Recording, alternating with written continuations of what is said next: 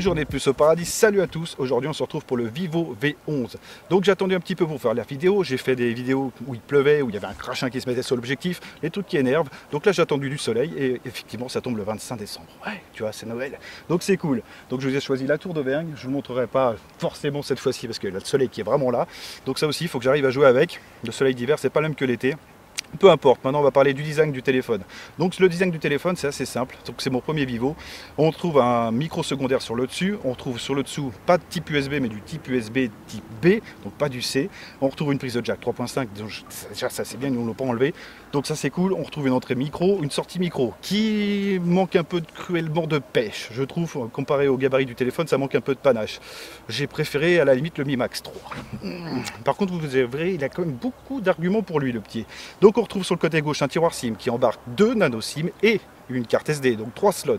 Donc ça vous êtes peinard, c'est une version 128.6 globale. Donc moi c'est une version chinoise à mon avis avec une ROM pas terrible. Donc vous verrez quelques bugs pendant les plans et comme à l'accoutumée je vous le cache pas. Mais en sachant très bien que sur la boutique vous n'aurez pas ces bugs là. C'est une vraie ROM globale. Donc moi c'est un téléphone de test qui a tourné beaucoup avec les testeurs. Donc voilà, vous verrez comme vous voulez. Donc on retrouve un film posé directement sur l'écran. Donc un écran de 6,41 pouces en Super AMOLED Full HD+. En veux-tu, en voilà. Avec un œil de cyclope, un haut-parleur qui est juste sur le dessus, qui marche très bien, donc ça c'est cool. À part que moi j'ai pas la 4G ici avec celui-là. Voilà, c'est tout, donc il n'y a pas de B1.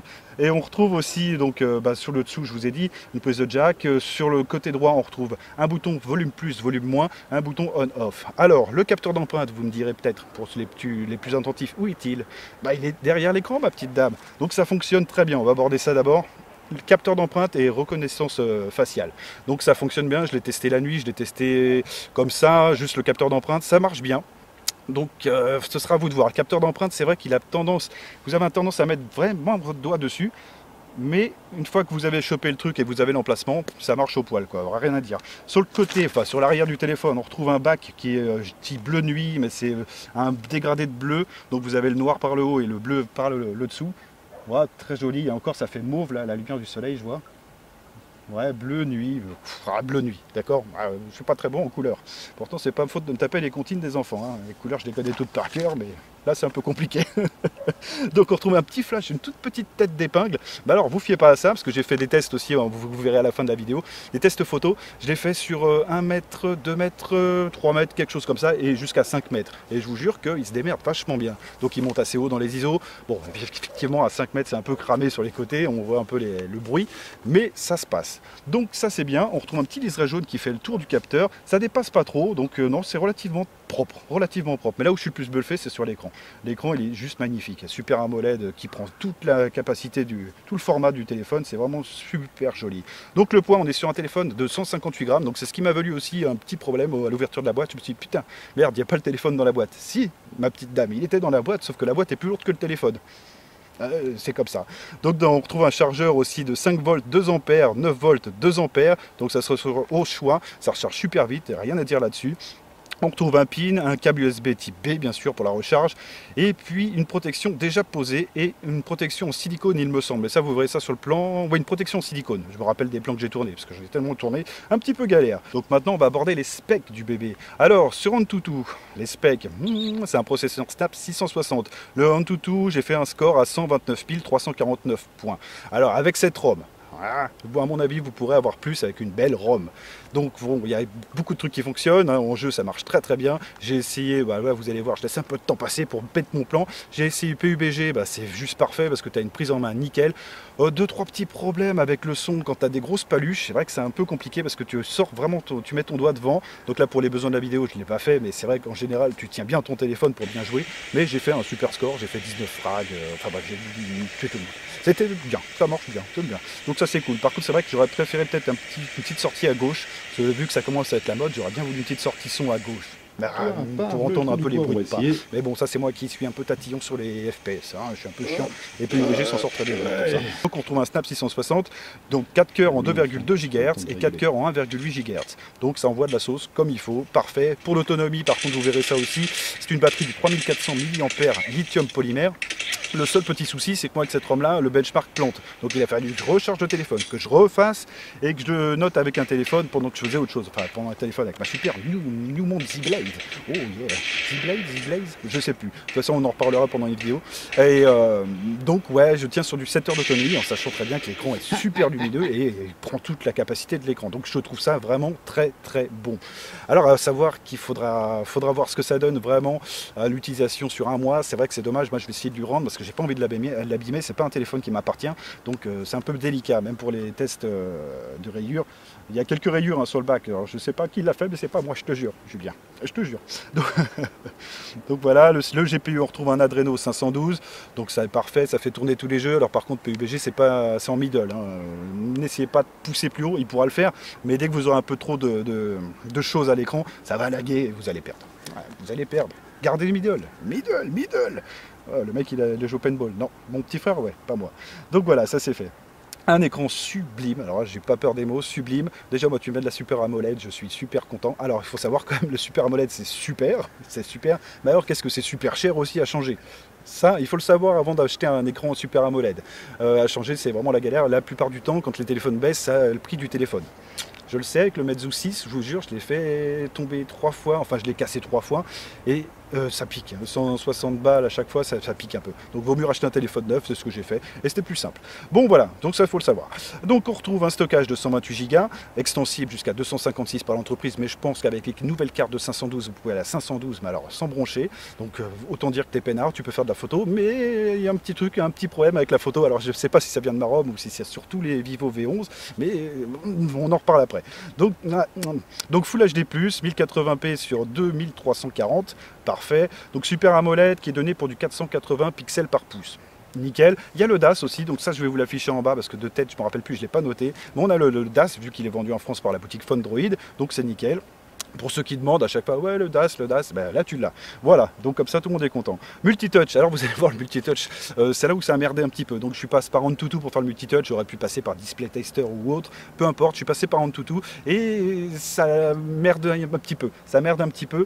Donc c'est du 10 points multitouch. En jeu et pendant toute l'utilisation du téléphone, j'ai pas de souci à noter. Par contre, pour vous faire le plan multitouch, bah voilà, ça merde. Mais comme d'habitude, je vous le dis, je vous cache rien, je vous montre tout, il n'y a pas de souci. Donc les photos. Alors les photos, sur la caméra frontale, on est sur du 25 millions de pixels. Autant te dire que c'est chouette, c'est super chouette. Ça ressemble un peu à la même que le Honor 10, hein, pour rien ne vous cacher. Donc ça marche bien, mais en vidéo, il y a quelques petits problèmes d'exposition. Donc c'est soit t'es blanc comme un cul, ou soit t'es super noir. Ok.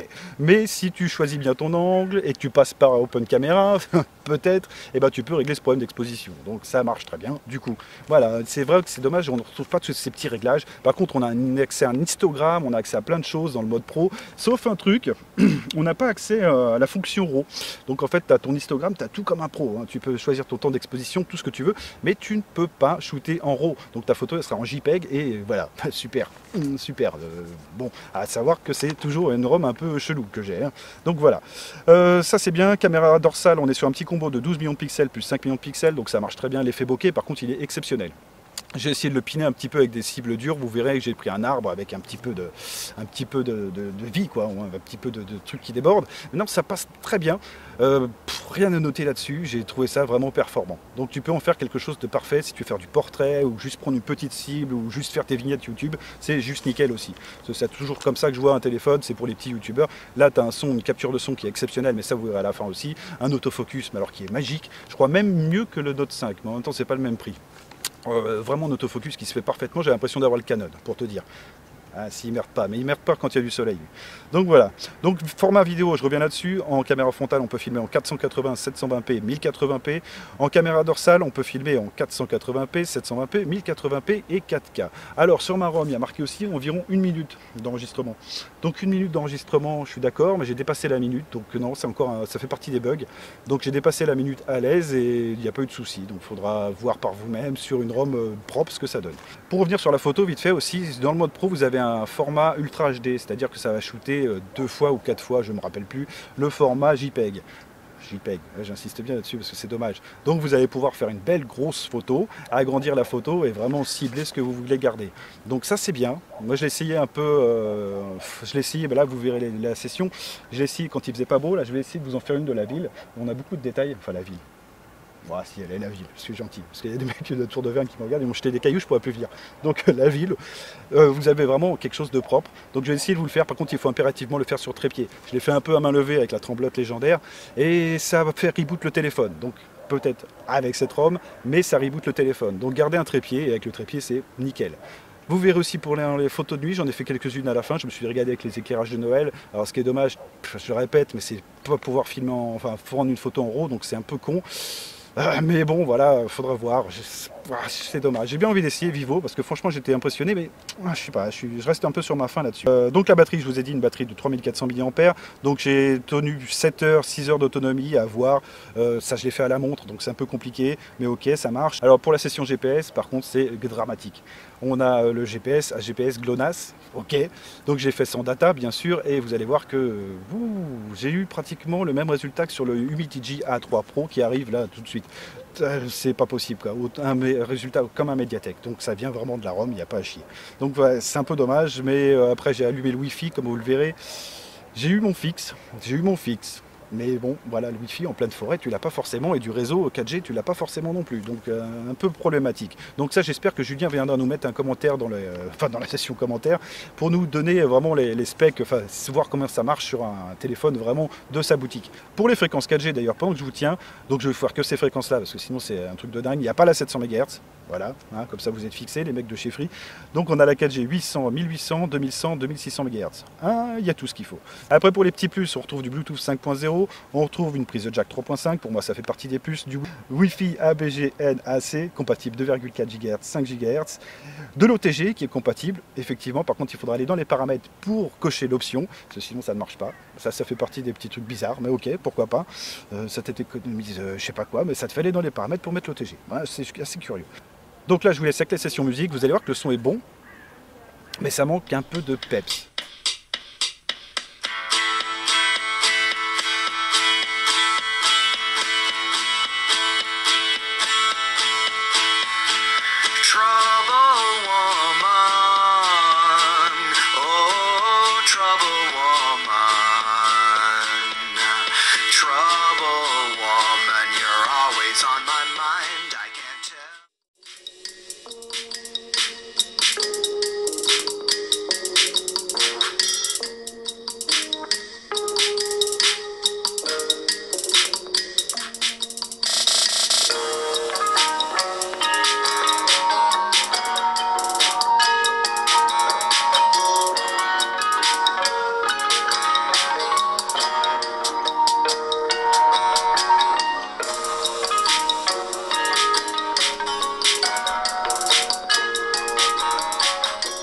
Donc les plus, les moins. Les plus, il y a beaucoup de choses, les moins, un petit peu aussi. Un petit peu aussi, mais dû beaucoup à la ROM, hein, c'est le problème, mais de toute façon j'en parle. Alors, bon photophone, mais, j'ai marqué mais, et c'est dans les moins tout de suite après, pas de RAW. Alors pourquoi? Je ne sais pas, j'espère que Julien pourra nous orienter là-dessus sur une version finale. Pourquoi ne pas shooter en RAW? Tout le monde le fait. Samsung le fait depuis des années, Honor le fait, et en plus le fait bien, je me régale avec le Honor 10. Alors vous allez me dire, pour les vrais photographes, ouais, le mode RAW, machin, sur un téléphone, ça vaut pas le coup. Je suis désolé, ça prend des photos aussi bien que le reste, évidemment tu ne feras pas de paysage, mais pour prendre une petite cible, le RAW, je suis désolé, c'est parfait, tu retapes ta photo nickel, t'as pas de perte au niveau de l'exposition, t'as pas de perte au niveau des couleurs, c'est parfait pour moi. Donc non, le RAW sur un téléphone, je suis d'accord et je ne veux voir que ça maintenant. Bon, après sur les petits téléphones, ok. Donc c'est quand même un téléphone qui est vendu 439,90 sur la boutique Android, donc directement livré de France, ça livre les dom-tom en DHL, tu peux faire ce que tu veux, donc il n'y a pas de frais de douane, et voilà. Mais ça fait quand même un téléphone un peu plus cher que le Honor 10. Et je reste sur ma faim, le Honor 10 me régale, et là je suis pas satisfait vraiment, quoi. Et il y a un petit truc aussi que je repense maintenant, c'est qu'on n'a pas de lettre de notification, alors qu'on avait la place.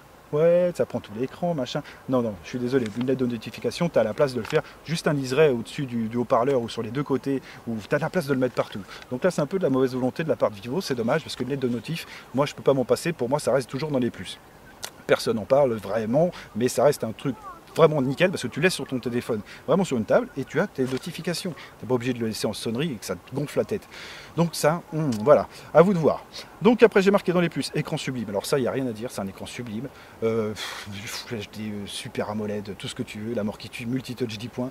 Si tu n'aimes pas cet écran, c'est c'est un problème de toi, c'est un problème de toi, va voir un ophtalmo, je sais pas, fais quelque chose, mais c'est pas possible, tu es obligé d'aimer cet écran. Donc bonne autonomie, j'ai marqué oui, bonne autonomie pour du 3400 mAh, lithium polymère, j'insiste là-dessus, bonne autonomie, j'ai pas noté de problème, en sachant très bien que moi j'ai fait le bench avec l'écran full luminosité, quoi. Donc non, ça va, ça marche bien. Pas de problème là-dessus. Par contre, un petit truc aussi pour les débutants, parce que je vois souvent les commentaires, bon pas sur la chaîne, parce qu'on n'a pas trop de débutants, mais sur Amazon par exemple, les mecs se plaignent qu'il n'y a pas de notice sur les smartphones, voilà. Alors nous on est habitués, on sait comment ça marche, tous les Windows, les machins, même la surcouche Fun Touch OS, ça fonctionne bien, c'est pratiquement toujours la même base Android, de toute façon on n'est pas perdu, mais alors c'est vrai que pour un débutant c'est un peu compliqué. Bah là c'est comme sur le Honor 10, vous avez au premier démarrage, vous avez tout un tuto en fait qui vous indique quoi faire, comment le faire, ça peut aller de la photo, ça peut aller à plein de choses, vous n'êtes pas lâché, donc pour les débutants c'est aussi un truc que j'ai bien aimé, donc il fallait que je le note. On a un mode moto aussi, donc un mode moto, je vous le fais vite fait, hein, ça coupe les notifications, donc tu me diras c'est comme un mode avion, mais là c'est pour la moto, et donc ça te coupe les notifs, par contre à une certaine vitesse tu peux enfin rappeler, donc dès que ça baisse la vitesse avec le GPS, je suppose il calcule la vitesse, et tu peux enfin repasser des communications pour la sécurité. Ouais, bon. Bon, voilà, bon, c'est un mode moto, j'ai trouvé ça bien de le dire. Bon, après vous en faites ce que vous voulez, c'est vrai que c'est un peu cucu, mais bon, il y a un mode moto. J'ai marqué une intelligence artificielle efficace, ouais, vraiment efficace, elle t'indique bien quand c'est de l'herbe, elle t'indique bien quand c'est de l'urbain, elle t'indique bien les choses, rien à dire là-dessus, ça marche bien. Donc non, parfait pour la photo, tu peux faire une photo sans ouvrir les yeux, ce sera réussi, quoi. Donc si tu rates ta photo avec un truc comme ça, c'est que tu as mis ton doigt sur le capteur. C'est tout. Capteur d'empreinte au top, et puis voilà, on a fini avec les plus. Donc capteur d'empreinte et reconnaissance faciale, bien sûr, au top. Donc ça, j'ai rien à dire là-dessus. Par contre, dans les moins, donc l'euro, je vous en ai parlé. GPS pitoyable, mais sans doute dû à la ROM, j'ai marqué. Hein, donc vous inquiétez pas, ça reste quand même du Qualcomm, et je pense quand même que tu as un fixe de 30 secondes, un fixe de 30 secondes quand tu as une belle ROM. Mais là, c'est pas le cas, et voilà. Donc je vous en parle, c'est tout. Donc pas de lettre de notification, donc ça c'est dans mes moins. Et puis voilà, dans les moins, c'est tout ce qu'il y a. Pour retrouver le téléphone, alors c'est facile. Donc c'est la boutique Fondroid, livrée directement de France, ça livre les dom-toms, ça livre toute la France en DHL, en Colissimo, je pense. Hein. Donc il n'y a pas de souci là-dessus, vous avez une garantie de 2 ans, vous avez tout ce qu'il faut pour la France, donc parfait. Donc il faudra voir avec eux, vous pouvez toujours le changer aussi au bout de 14 jours. Donc je vous mettrai un lien dans la description si vous voulez le retrouver. On a la boutique China Droid aussi, donc ça je voulais en parler aussi, c'est la même compagnie, hein, la même équipe, sauf que là c'est livré directement de Chine, donc c'est du dropshipping. C'est-à-dire que vous aurez le téléphone sous 15 jours, mais vous aurez tous les mêmes avantages, donc la garantie et tout le tremblement. Donc ça aussi c'est un bon point pour moi, et surtout les prix sont attractifs. Je regardais souvent moi la boutique China Droid sur les Meizu. Sur les Meizu, putain ils ont des prix, ils t'assassinent parce que c'est tellement pas cher. Donc j'avais failli craquer pour le Pro 7, mais j'ai attendu et j'ai bien fait parce qu'il y a le Vivo Next machin là qui m'intéresse, dual screen, ça m'intéresse. Donc peu importe. Donc il est au prix de 439,90 €. Vous pouvez trouver une version testeur aussi, alors j'espère que ce ne sera pas cette ROM là, j'espère pour vous. Et puis voilà, donc je vous mettrai tous les liens dans la description, et c'est garanti 2 ans, tout le tremblement, et c'est parfait. Donc merci encore à la boutique Fondroid et à Julien, ce sera plus facile, de m'avoir passé le téléphone, donc je vais lui rendre bientôt. Je l'ai testé, moi pour rien vous cacher, je l'ai testé sur 2 semaines. Environ. Là, je vais essayer de refaire 2-3 photos donc en mode Ultra HD, etc. et que je vous mettrai à la fin. Et on va se retrouver sur la vidéo de toute façon pour tester la caméra. Parce que sur la caméra, il y a un autre truc dans les moins que je n'ai pas dit, c'est qu'il n'y a pas de IS sur cette ROM-là. Ce qui m'étonne, tu vois, qu'il n'y ait pas de IS ou de stabilisation, pour ceux qui ne comprennent pas. Donc, à voir. Donc, sur ce, je coupe. Je vous laisse avec les photos, les vidéos. Et on se retrouvera sur le Humidigi A3 Pro. Qui est une bonne petite surprise, même s'il y a encore un bug. Bon, Humi, quoi. Allez, ciao tout le monde. Alors j'ai pas trop compris, alors il faut savoir aussi que c'est une ROM qui est pas terrible, donc parce que vous l'avez bien vu sur le multitouch, il y a le benchmark de la batterie qui ne fonctionnait pas, qui plantait à la fin, donc obligé de me le faire avec la montre, super. Mais bon là on est sur une qualité quand même qui est vachement bonne, hein. Il n'y a pas à tripoter le cul, non, regarde. C'est excellent. Par contre, il y a marqué une vidéo d'environ 1 minute. Alors, on a toujours un problème d'exposition, hein, comme avec le Honor. C'est toujours le même problème. Suivant comment vous vous placez, là normalement ça devrait le faire. Putain, il commence à neiger, pleuvoir, je sais pas, c'est trop bizarre. Donc ouais, MP4, ça filme là en Full HD. Vous pouvez descendre en 720, en 480p. Il n'y a rien à dire. Après au niveau du son, normalement on a 2 micros, un micro secondaire et un micro normal. Donc ça devrait être bon. Après je n'ai pas d'infos sur de l'ANC. Alors un autre truc qui est choquant, c'est qu'on n'a pas de IS ou de stabilisation sur cette ROM du moins, donc je tiens quand même à le préciser. À voir sur une version globale, toute propre, voir ce que ça donne, mais là, non, donc je trouve ça un peu dommage, surtout pour le prix. Là, c'est un peu, ça pique un peu. Un petit peu, hein, juste un poil. Oh, un poil, ouais, bon, ça arrive des fois. Allez, je cut et on va passer à la caméra frontale, on va voir ce que ça donne, surtout l'autofocus. Mais normalement, tout fonctionne bien. Là, il n'y a pas de souci. Caméra dorsale. Donc là, oui, je vous ai pas dit, sur la caméra avant, on était sur du 25 millions de pixels. Donc un peu comme sur le Honor 10 qui nous proposait du 24. Bon, après 24 pour avoir une exposition toute caca. Là, ça va, c'est un peu plus correct. Mais bon, c'est utilisable largement, il n'y a plus qu'à voir le son. Et là, comme vous voyez, on est en 30 fps MP4, Full HD, ça peut aller jusqu'à 4K, 720p, 480p, je crois même ils ont osé. Mais pareil, la ROM là m'indique que je peux filmer qu'une minute environ, donc à voir. On va tester l'autofocus. Et bien sûr que ça marche, ma petite. Non, putain, il marche très très bien. Regarde ça. Boum.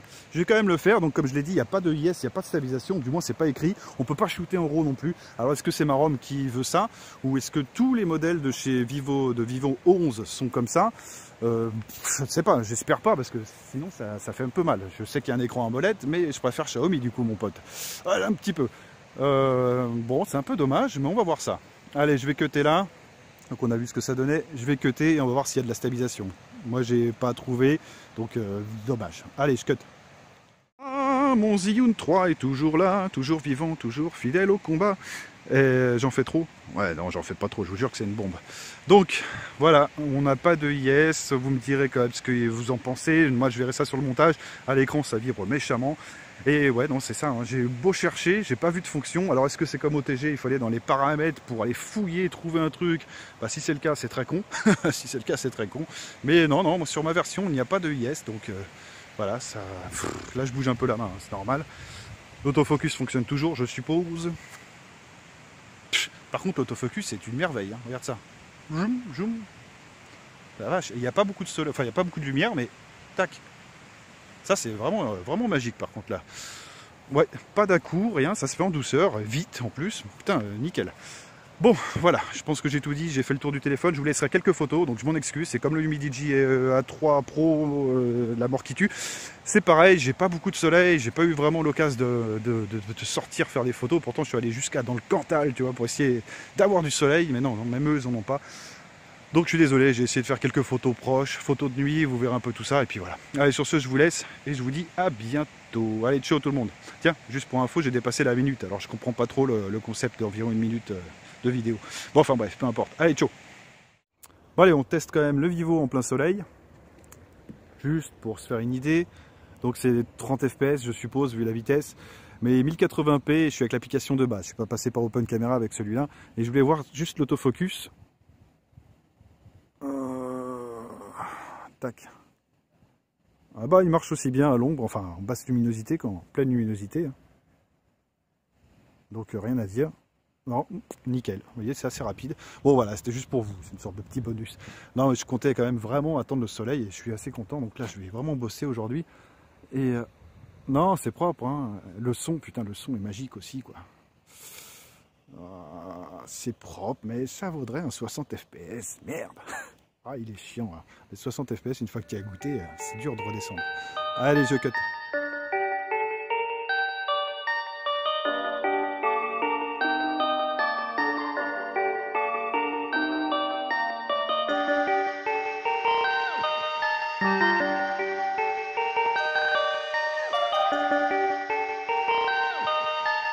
Perfect.